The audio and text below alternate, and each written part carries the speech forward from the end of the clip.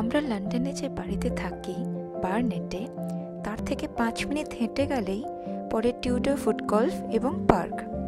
তার ঠিক পিছনে বেশ ছোটোখাটো একটি জঙ্গল বিরাজমান। এতদিন শীত ও বৃষ্টিতে প্যাচ প্যাচে কাদা আর পাতা ঝরা গাছ দেখতে যেতে অত উৎসাহ ছিল না। গত সপ্তাহে গিয়ে দেখলাম জায়গায় জায়গায় জলো ঘাসে হাঁস চড়ে বেড়াচ্ছে। জঙ্গলে নতুন সবুজে ছেয়ে আছে, কচি কলা পাতা রঙা নতুন পাতার বন।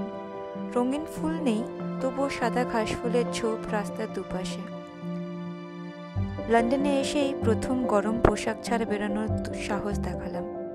শেষ দিকে যদিও ঠান্ডা হাওয়া এসে সাহস আর দুঃসাহসের পার্থক্য বুঝিয়ে দিয়েছিল। হাঁটতে হাঁটতে গিয়ে পৌঁছালাম অতি মনোরম জ্যাক্স লেকে। দিনান্তে বিলের ধারে বসে মাছ ধরা ও লোকজনের ফুরফুরে মেজাজে আড্ডা গল্প দেখে ফুসফুস ভরা স্নিগ্ধ বাতাস নিয়ে বাড়ি ফিরে এসেছি।